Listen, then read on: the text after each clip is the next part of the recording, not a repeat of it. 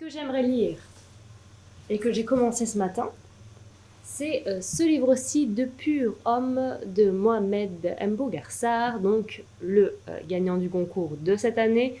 C'est un livre précédent ici, puisqu'il est en poche, et c'est un livre qui parle d'homosexualité au Sénégal.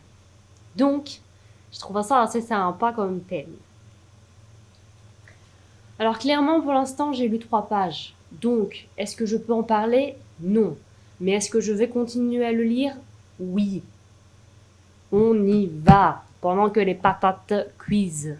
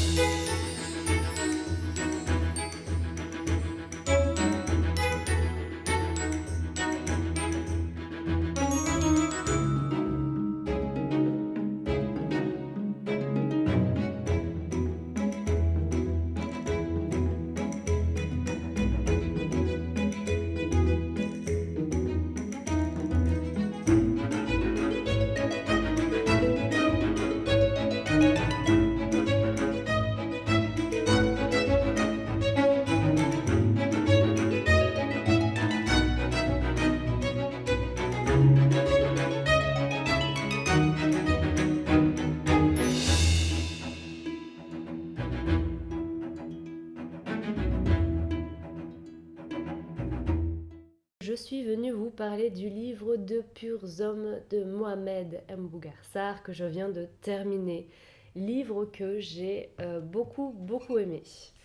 Alors j'ai lu de cet auteur Le Goncourt que j'ai totalement adoré. En fait, je suis fan de la plume de l'auteur.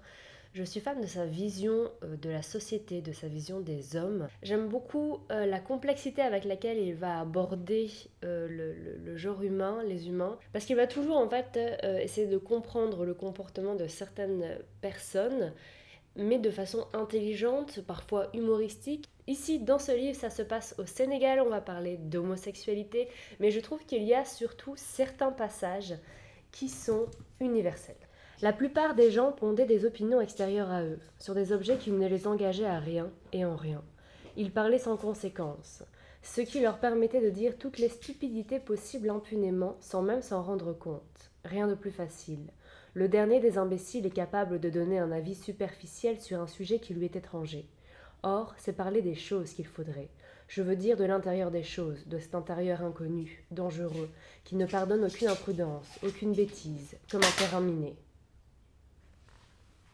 Alors Tini, toi aussi ça te motive ce passage apparemment. Donc c'est ce genre de passage que j'aime particulièrement dans les 2 livres de Mohamed Mbougarsar que j'ai lus pour l'instant. J'aimerais en lire d'autres. Je pense que c'est des plus petites maisons d'édition pour les 2 autres. Il faudrait que je regarde au boulot dans quelle mesure je peux les commander.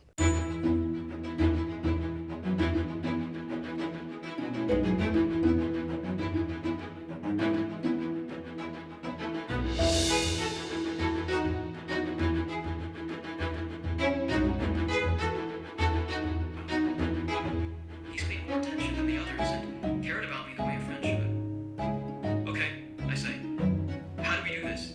Is there a handshake or something? I'm really hoping my trust isn't betrayed the way it's been in the past. We can get a handshake going when we meet, but until then, I promise to be the Mario to your Luigi. Except I won't hog the spotlight. Where should we meet? I'm by the drugstore south of. I have one condition, I say. His eyes squint. He's probably nervous about the curveball I'm throwing his way.